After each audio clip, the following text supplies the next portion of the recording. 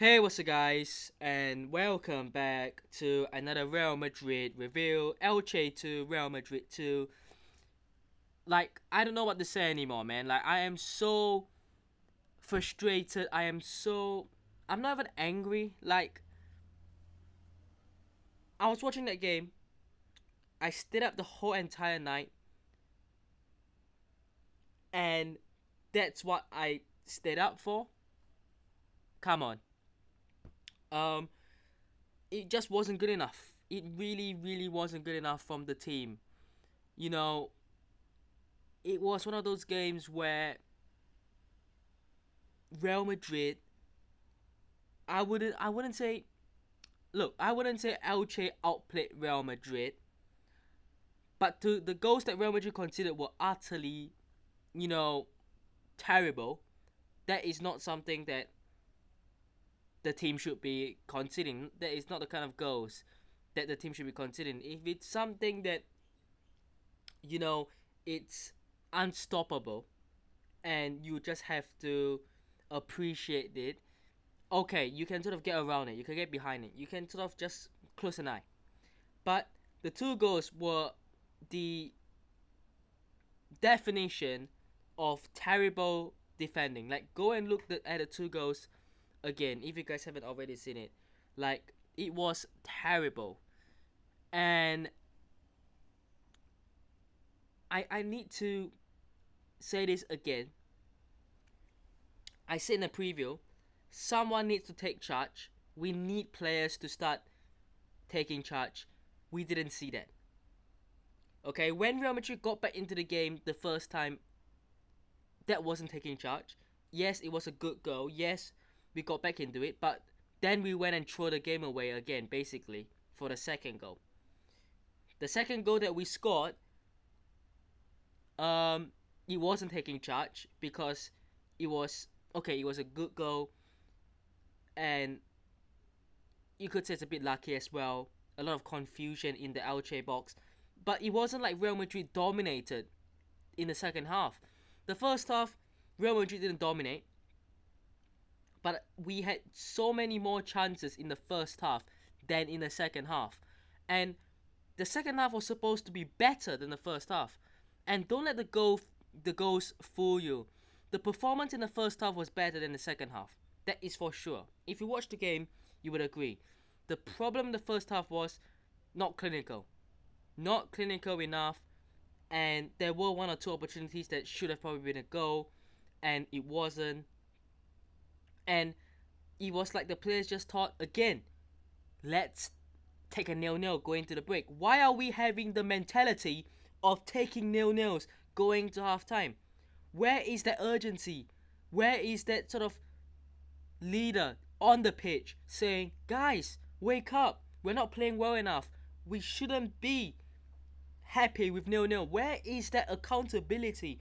Where is the leadership? We didn't see that. When we went 1-0 down, where was the guys? We shouldn't be losing. We should be winning. There wasn't that. Like I said, the goals, they were not the result of accountability. They were not the result of responsibility. It was really, you could say, luck. It really, really was luck. The first goal that Dean Huijsen scored, yes, it was a good goal. But it just happened that, obviously, the cross comes in. He gets a nice little flick on. Um, and he just pokes it in, right? The second goal, again, is pretty much luck. Chaos in the box, the ball gets, kept in play, and Bellingham's there to tap it in, right? But neither of the goals, Real Madrid were dominating at that period of time.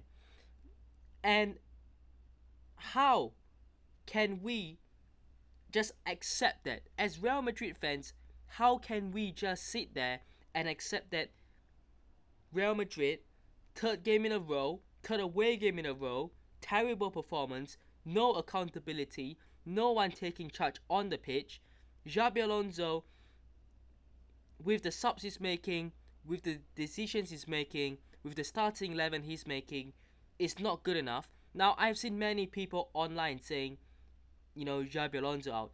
I completely disagree, and those people need to get off, right? Because they don't know what they're talking about. But we have to question the decisions that he made. I can't even get my words out. I'm like, just so frustrated. I'm not mad. Like, I'm not gonna start throwing, my controller at my TV or something. But it's just so frustrating that it's the kind of game that Real Madrid should be winning. It's the kind of game that you have to be winning to be champions. We say this all the time. It's the kind of game champions win. And for 2 games in a row now, Rayo Vallecano and then now Elche, away from home, we don't deliver and we mess up. And prior to this last couple of games, since Liverpool, we would win away from home. Real Oviedo, you would go there and win. Levante, yeah, it's a tough place, you would go there and win. So where is, the accountability? Where is the sort of, I'm not trying to say blame, by the way. I don't want blame. It's a collective thing. I don't want to be saying it's one person's fault. Although we are going to get into the individual players that I thought had stinkers. But still, when one player isn't playing well, the whole team needs to be getting that player the heads up. They need to be saying, keep going, right? At least try. At least get your head up and don't just give up. Okay? Go out there, run for your life. Sweat for this team. Sweat for the jersey. Sweat for the club. Bleed. Everything you can do, everything that you might put yourself in danger on the pitch in doing, do. Obviously, don't do silly things and, obviously don't do life-threatening things. But I mean, like, if you had to run from one side of the pitch to the other 10 times, like, do it. And did we see that? Not really. We didn't. No. So, imagine this. Real Madrid fans, right? We sit at home, or those fans that go to the away grounds or just follow the team every game in general. Okay? You go and you watch the team. And that's what you get. You get a bunch of players that are in a game, 0-0, they're passing it around, they're trying to do something, and then they can't quite get it done in 45 minutes. They come out in the second half, and immediately, heads drop, terrible defending, give a goal away. And then you would probably say, yeah, it's not been good enough, but we've got 40 minutes to go, let's pick ourselves up. And then for the next 15-20 minutes, you see absolutely no difference to what you saw in the first half, but even worse in terms of the accountability, the responsibility, the performance, and that leadership on the pitch. No one was organizing the team in terms of saying, you do this, you do that, you come back here and help, you go out there. There was nothing. There was no one doing all that. It was just a bunch of players just running around, trying to do something, trying to do it, but not at their 100%. Let's go in for 50-50, but if I lose it, then so be it. What kind of mentality is that? What kind of mindset is that? It's an absolute joke that has happened. And if we had gone to Elche and we were unlucky and we conceded 2 goals and we drew 2-2, but we played well, okay. If we had gone 1-0 down, dominated for a while, then gave away a silly goal, then we obviously came back. Okay. But like I said, neither of the 2 goals that Real Madrid scored today were the result of the team actually really, really playing well. Right? It wasn't. It wasn't. You'll be lying to yourself if you genuinely sit there and you think, yeah, we played really, really well to work the 2 goals. Right? They were both from crosses. Okay? The first one, yes, it's a bit skillful. The flick on from, I think, Bellingham, and then obviously it was put on a plate for Hoyser to just tap it home. The second goal, it was almost basically going to go out of play. I think it was kept in by Mbappe, wasn't it? And Bellingham taps it home. But you can't sit there and tell me that we were dominating in the last 25-30 minutes.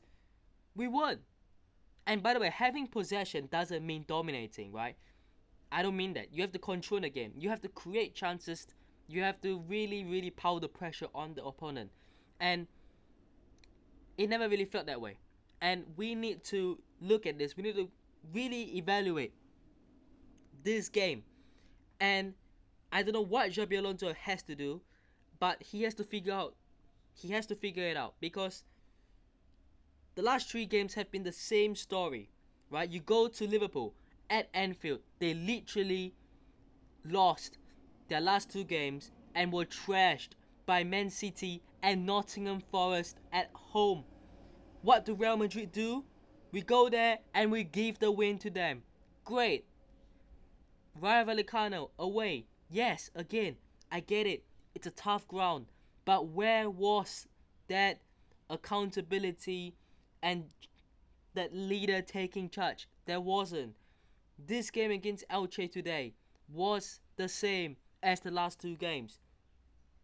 Defensively, the last couple of games, it's been shit. Going forward, we've been so reliant on Mbappe trying to do things, and there isn't anyone in the penalty box, by the way. I think Steve McManaman said this really, really well. They're putting crosses in, yes. Trent is whipping crosses in. Mbappe is whipping crosses in. Carreras is whipping crosses in. Everyone is putting a cross in. But there is no one. No one's making that run. I don't know why Bellingham didn't make more runs into the box. We don't have physical players, right? Petition here, Gonzalo Garcia to start every single game from now on, okay? Because that lack of physical threat kills us. Because if you don't have a physical number 9, an out number 9 who can do the heading on the pitch, then you need a bunch of players who can play on the ball, a bunch of really good technical players who can run, who can dribble. And Mbappe alone is going to be targeted. Vini Jr., I feel like, has lost that spark in him all of a sudden. Shock, the last 18 months, where has that player gone? And I have made a video about Vini Jr. I will obviously release that in the next couple of days. But that player is gone. Like, he came on and he did worse than Rodrigo. And I didn't really thought that Rodrigo had a good game. But I genuinely believe Rodrigo did better than Vini Jr. Because of one thing, right? Because of one thing and one thing only. Rodrigo, at least, the bare minimum, he came back and he tried to offer defensive help and support. Vini Jr. was a passenger. He was walking around. He wasn't pressing. He wasn't running back. Rodrigo was doing those 2 things. And he wasn't doing well going forward. But neither was Vini Jr. Had a shot 1v1. Obviously, tough angle. The defenders there as well tried to square it. And I've said this many times as well. When it's time to be selfish, be selfish. When it's time to be unselfish, be unselfish. Why is Vini Jr. always so lack of confidence? Why is he always trying to find Mbappe? Why is he always trying to be like, Mbappe, please put this in so that I get the assist? And, I'm more confident in you scoring than me. Where's the confidence? Where is Vini Jr. saying, I'm going to take the shot? If I miss, I miss. Okay? I'm going to take the shot. And anyways, Mbappe was being marked anyway. So, it wasn't like Mbappe was free. It wasn't a 2v1. It was like a 2v2, 3v2 actually. And I meant 3 for Elche. And the amount of times Vini Jr. tried to find Mbappe. And I get it. You have to play as a team. You have to fight as a team. But that confidence in general, when he's taking on his man, he gets, held. Basically, he gets held back. He can't do it. It's like as if he's lost a leg. He can't do it. Who else? Who else are you going to talk about? I thought Camavinga played terribly, by the way. In the midfield, he was losing aerial battles. He was losing 50-50s time and time again. And it's for the 3rd game in a row that Camavinga has pretty much played terribly, right? Since El Clasico, he's been terrible. And unless you have got Tchouaméni there, I just can't see a world in Camavinga starting as the 6. And we have to, because Tchouaméni is injured. But my God, how terrible was that performance from Camavinga?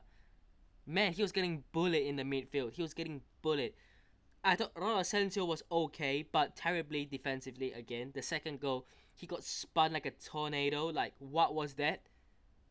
I mean, I love Raul Asensio. I think, him coming through the academy, coming in, helping out the team last season, coming through. Obviously, he's a quality centre back. But, I mean, that second goal was just terrible. I thought Trent did a lot of good stuff going forward, a lot of nice crosses, a lot of, long ball and dead ball that I thought was really, really brilliant. And because of the amount of space he had to do that, we were able to optimize and maximize his best game, which is doing that. But defensively for the first goal, terrible. Terrible. I thought Fran Garcia played terribly as well. Like, I don't understand why he went with that as the lineup. Why would you play a 3-back with Fran Garcia as the wing back and Trent? Obviously, Trent makes sense, but you don't have enough players in the defense. And what I mean by that is, I don't think Fran Garcia is ever going to be a starter at Real Madrid. Carreras is the main man, and would you make a case right now that Mendy is better because of what he can do defensively that Fran Garcia can't? Probably. I've always really liked Mendy more anyways. But anyways, it's not an agenda against Fran Garcia, by the way. I'm just saying. Yeah, terrible. Terrible. Okay? Carreras didn't look great as well. Did Hoyson scored the goal, but overall, I thought the entire defense was shaky. Courtois made some good saves. But you have to question him on the goal. I don't think the first goal he could have done much. He tried to come out and cover as much ground as he possibly can, and it was just a really poor goal to concede, which we're not just gonna blame that on Courtois. But the second goal, man, like, he got his fingertips to it. That is the kind of save I expect Courtois to be making, and he probably just,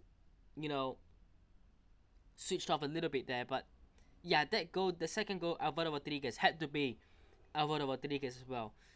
That second goal was terrible. Who else? Mbappe trying to do everything on his own. I don't blame Mbappe, man. Like, there's nothing more Mbappe can do. Got the assist. He's trying to do everything on his own because he has no other choice. That is where I would at least say Mbappe is probably one of the only players that tries to take charge in some ways. Going forward, he's trying to do something. And not just by himself. Sometimes he's trying to get his teammates through. He's trying to link up with his teammates. He's trying to help the team with himself and his teammates. And that is at least the bare minimum we can expect from him. Arda Güler, again, is he just like too weak? I don't know, like, not effective, not influential again. And this is not a hate against Arda Güler, by the way. Like, I love every Real Madrid player that plays for this club. Like, I love them all. In a obviously non-sexual way, but I do love these players. And I will always say that going to game, I will support these players. Whoever is playing, right? Whoever is playing, I will support them. It happened with Jovic. It happened with Hazard. It happened with Mariano Diaz. It happened with Bale towards the end. It happened with Jesus Vallejo, right? These players, we've seen them play. We've seen them start. We've seen them being involved regularly. And no matter how poor their tenure was, whenever they step onto the field, you always wish them well. You always wish that they could contribute in one way or another. Because whenever they do, it means that the team is going in the right direction. It means that the team is actually doing well. And it's the same with these group of players that are currently playing for Real Madrid right now. But what I'm saying here is basically a one-man team. Like, Mbappe is trying. I think Jude Bellingham is trying as much as he can, but some things he just doesn't get right. And there are mistakes in his game as well, which, is it frustration? Is it fatigue? I don't know. Okay? I thought, apart from a couple of players, everyone else was poor. Like, Mbappe, I would say Bellingham was okay. Trent going forward was okay. And maybe Dean Huijsen and Courtois. And that's pretty much it. Like everyone else, I thought had a terrible game, but as a collective, it's been terrible. Um, Kamavinga came on, had a terrible game. Vinicius Junior came on, didn't do anything really. Fede Valverde came on, and I thought he looked not like the Fede Valverde we knew, man. Like he just wasn't able. That acceleration, that recovery pace, where is that? Where has that gone? It's not there anymore, man. And yeah, Gonzalo Garcia came on, and I thought he did really well, actually, to be fair.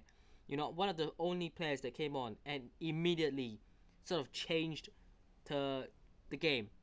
He changed how the flow of the game was going because of his presence in the box, because of his aerial presence. And Jabi Alonso knew at that point when Steve McLennan was saying, Real Madrid are lacking that number 9 in the box. Jabi Alonso knew at the same time, I need someone like Gonzalo Garcia on in this game because every time we put a cross in, no one's there. So like I said at the start, petition for Gonzalo Garcia to start every single game now. And let's see if there's a difference, because Mastantuono, I think, is not terribly missed, but some would argue Mastantuono's position is a position that only he can do. A left footer off the right that plays well. Don't talk to me about Arda Güler, because whenever he plays on the right, it's terrible. But I don't know, like, can Real Madrid go with Mbappe, Gonzalo Garcia, and Vini or Rodrigo? That could be an option, but ultimately, it wasn't good enough, and it's so sick. I'm so sick and tired of this, man. Like, it's been 3 games now, and there's no response. And we've got Olympiacos, then we've got Girona, then we've got Athletic Club. Like, how are we going to get optimism, and how are we going to get hope that there is going to be change when we aren't seeing it for the last 3 games? 3 away games in a row, no change. 3 more away games coming up. Are we going to get change? How do I know? How do you know? Like, nobody knows. No one knows. Right? Only the players can change that. Only the players can change the script. And for the Olympiacos game, for the Girona game, for the Athletic Club game, the one thing I will say, no more back threes, and Gonzalo Garcia to start. And in the midfield, it's going to have to be Bellingham. I think Dani Ceballos is in there. And if Tchouaméni is back, he starts, right? Along with Arda Güler, of course. Or what are we going to do? Like, what are we going to do in the midfield? I don't know. But for me, I think Gonzalo Garcia starts. I think you need that kind of player in big moments. And I don't think he will, but like, he changed the game today. He really did. I'm not even going to bother going through the goals because I already pretty much talked about it. The first goal was pretty much just a simple through ball past like 4 players, and we were playing a back 5, by the way. Like, that pass, for it to be so easy to get through, is criminal. The equalizing goal, like I said, good cross in, flicked on, and poked in by Dean Huijsen. Then the second goal, Raul Asensio got absolutely toyed by Alvaro Rodriguez. And then the last goal, again, free kick comes in, headed down, and not finished off, the shot from Bellingham, and then the ball nearly got out of play, and Mbappe keeps it in, Bellingham's there again to tap it in. But yeah, we need change. We need change for the next game, man. That's where I'm gonna end it. Hope you guys have enjoyed. I haven't. And I'll see you guys in the next one. Peace.